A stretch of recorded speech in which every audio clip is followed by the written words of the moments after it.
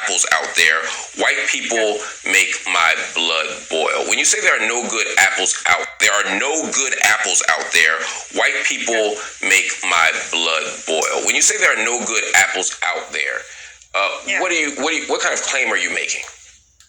I'm talking about people have this idea that racism is something that if you're consciously racist or if you're a Klan member, and I'm sort of making the claim that racism is something that is unconscious and it is actually in everyone, and everyone uses these words systemic. They're like, I know that racism is systemic, and yet individually when you call them out, they'll be like, well, it's not me, you can't say that. And so there's a disconnect between use of the word systemic and saying that racism is everywhere, but the moment you point it out individually, there's sort of people disown their own violence and racism. Would it be fair to say, based on your expertise, that white people are psychopathic? I think so. Yeah. I mean, I think that there's many lies that, and didn't get to that part because what I delivered was only part of a first series of talks, but the level of lying that white people do that has started since colonialism, we're just used to it. Such as every time that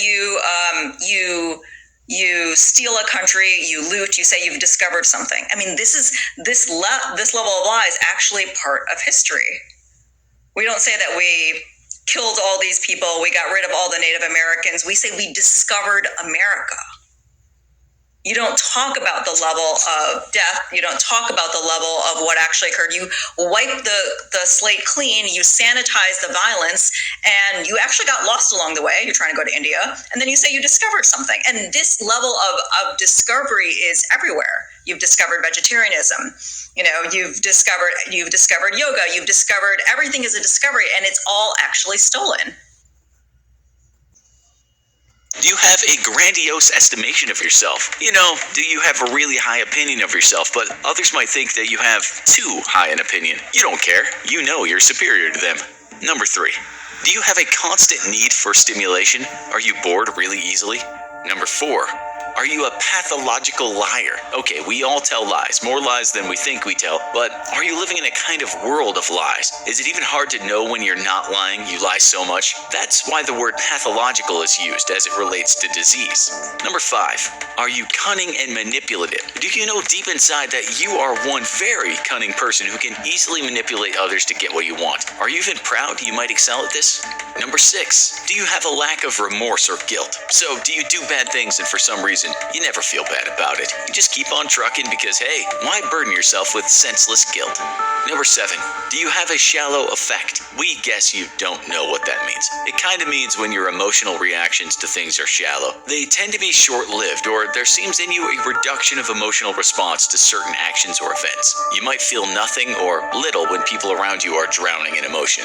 Number 8, are you callous and do you lack empathy? This is similar but not the same. Imagine when people see something that should elicit sadness, but you feel nothing at all. You don't feel sorry for the dying animal in the wildlife documentary. You seem fine when you hear someone's bad news. Number 9, do you have a parasitic lifestyle? Do you live off of others and have no guilt about this? Number 10, do you have poor behavioral controls? Is it hard for you to restrain yourself? Do you have little self-control?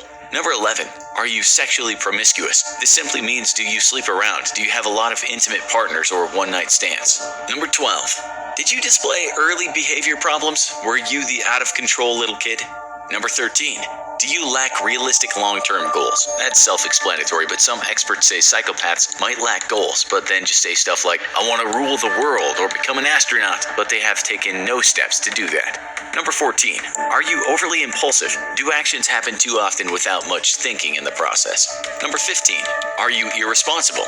Number 16, do you fail to accept responsibility for your own actions? You know you messed up, but still, you won't be accountable for your actions. Number 17, have you had many short-term marital relationships? Many of our viewers won't have been married, but perhaps your relationships never seem to last long. Number 18, do you have a history of juvenile delinquency? This is more than tantrums as a kid. It means, did you get into more serious trouble as a juvenile? Number 19, Have you experienced a revocation of conditional release? This won't mean much to any of you because it means a person has been released from incarceration under the condition that they don't commit another crime, but they do. To make it work for you, are you a recidivist in terms of doing the same things wrong again and again? Do you keep getting in trouble even after you've said you wouldn't do that thing again? Number 20.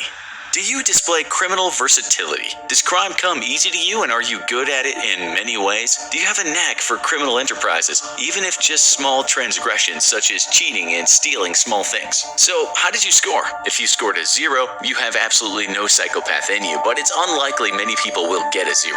Many people do score less than 6 though, which might be called neurotypical or normal. On the other hand, if you scored a 40, you might be what's called a prototypical psychopath, a complete psycho. We're told scoring higher than 30 puts you in the psychopath field, but non-psychopathic people who may have some kind of antisocial personality disorder might score between 16 and 22. They might also have a criminal record.